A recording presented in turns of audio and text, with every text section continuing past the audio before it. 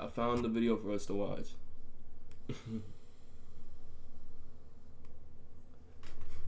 I missed my ghost. It's the SpongeBob conspiracy theory shit. It's SpongeBob's scariest episode, so we're going dark mode. Well, look, you look good, child.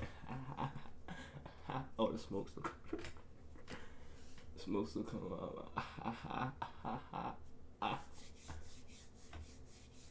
It's hot. It's hot. I'm so I just made a little 40 on geek. New track Hawk seemed foreign to me. Oh yeah, so this is what we gonna watch. SpongeBob has always dipped into spooky territory, but sometimes it crosses the line. Not just scary, but something uncanny. That was freaky. 1 minute, it's SpongeBob and Patrick catching jellyfish, and suddenly the entire town is replaced with clones. Blank-eyed, emotionless, and repeating the same phrase. Hold the mayonnaise. Hold the mayonnaise. That's what Planet of the Jellyfish feels. Honestly, their eyes went black because they might be black. No mayonnaise, twin. I don't fuck with mayonnaise. I ain't gonna lie. I will be saying the same shit. Hold the mayonnaise. Feels like. But here's the weird part. The episode ends on a question mark. A line that suggests maybe this isn't the real end. So I went back, rewatched the entire thing frame by frame, trying to make sense of every single detail in this episode. And what I found changes the way this episode, and maybe the show, is supposed to be understood.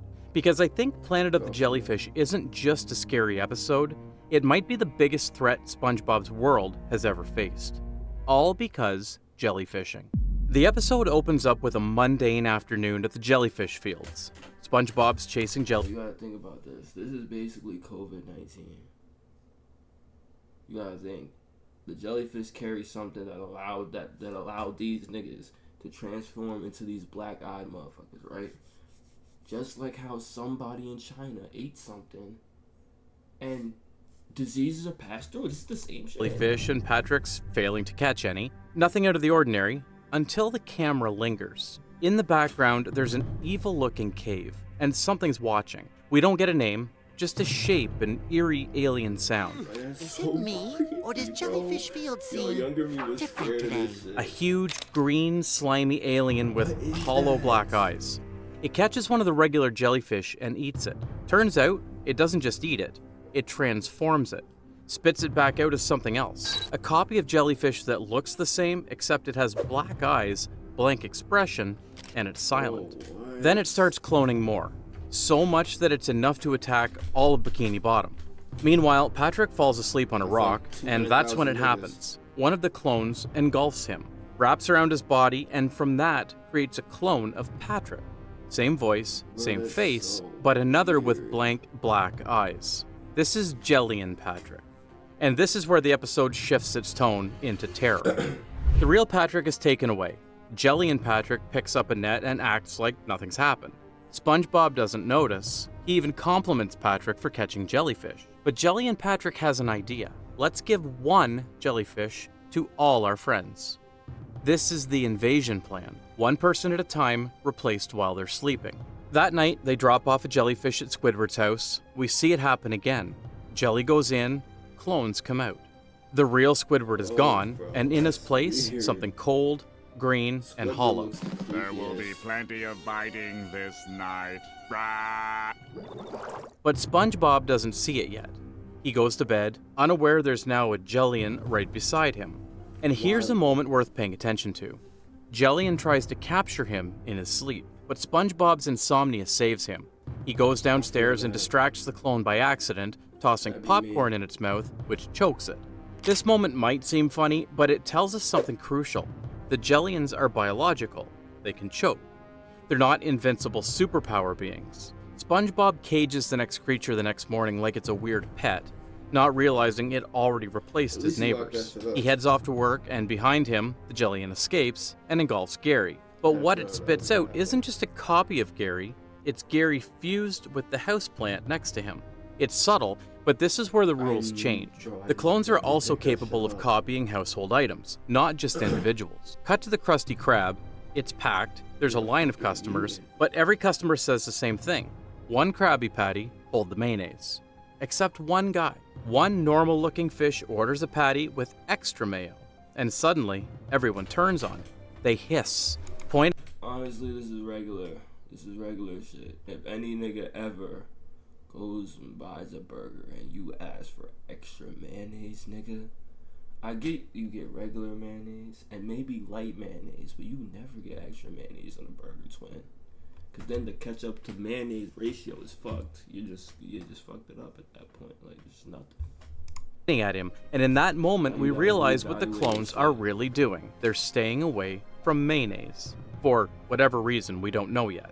Mr. Krabs, or what we think is him, said that they're running out of mayonnaise, then offers the guy a free jellyfish hat as a compliment.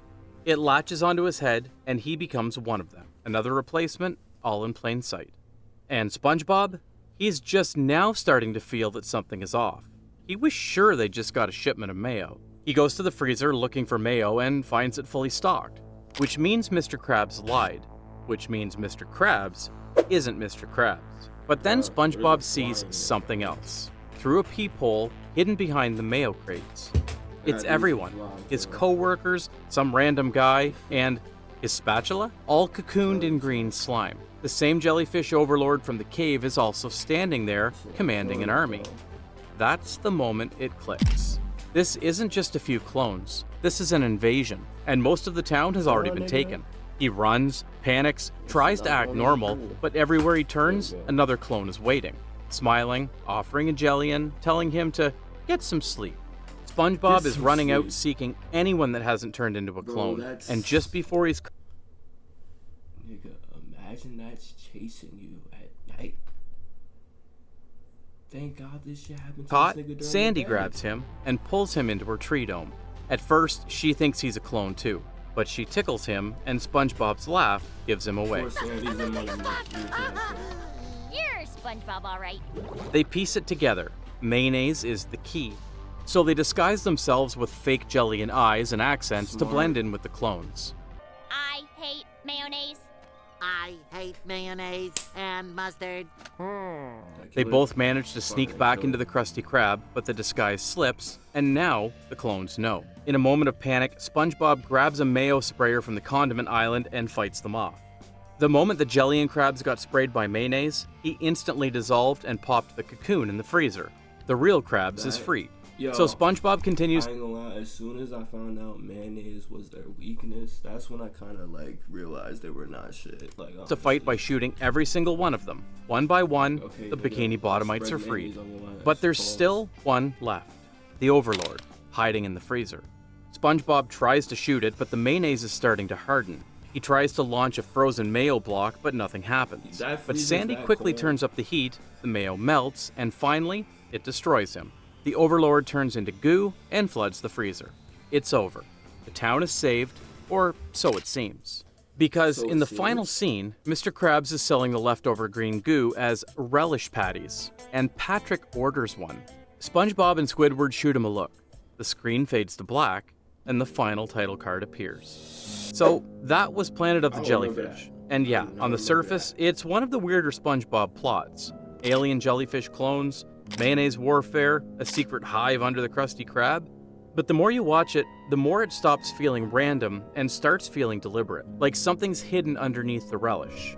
Because there are patterns here, and rules, and a trail that goes deeper than just one episode. Why do the jellyfish clone people? Why do they hate mayonnaise? And why is Patrick still acting strange after it's all over?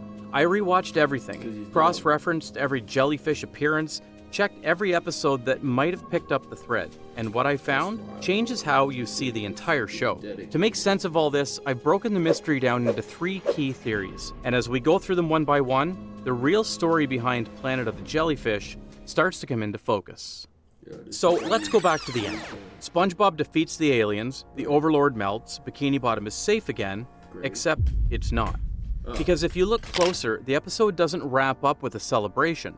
There's no cleanup, no recovery, no therapy session for the town that was just secretly replaced by clones. Instead, Mr. Krabs bottles up the leftover alien goo and sells it for food.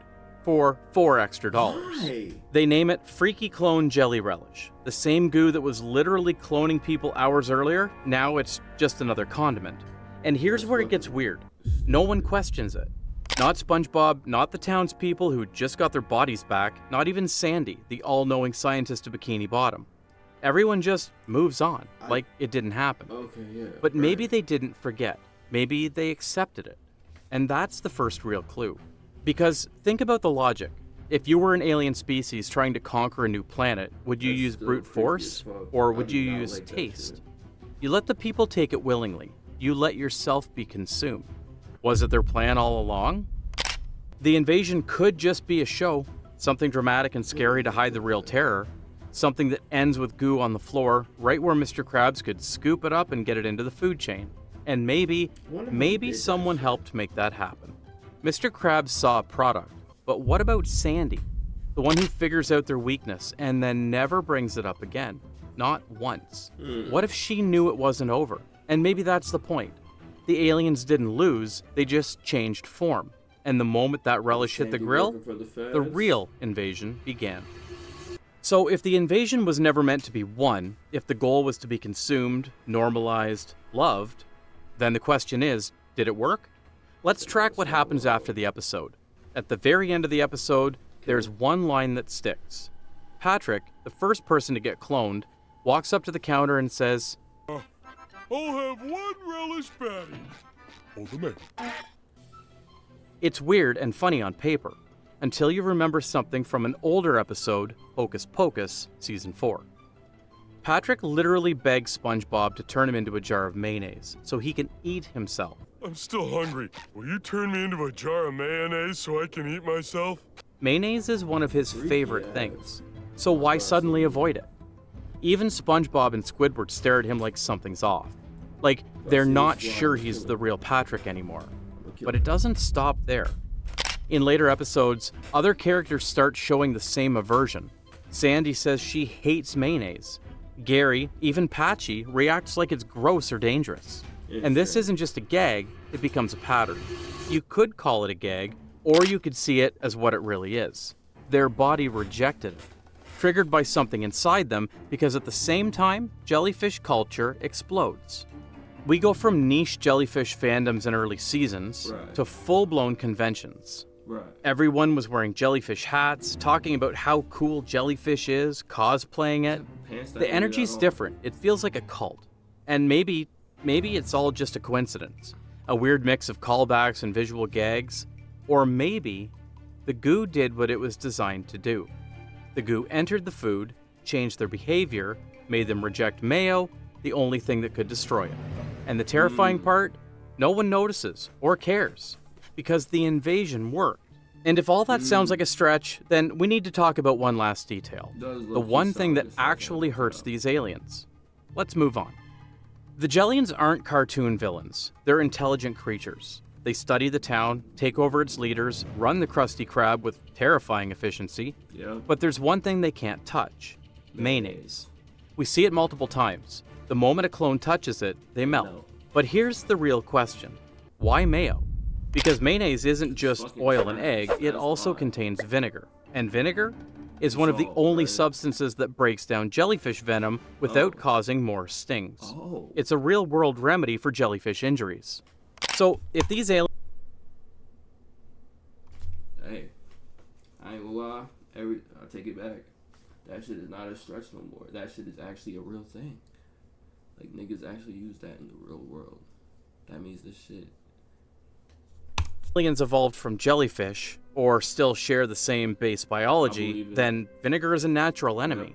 Not just irritating, it's a lethal instrument. Wait, does Patrick know all along? Is mayonnaise an instrument? It is an instrument of defense, after all. Is it?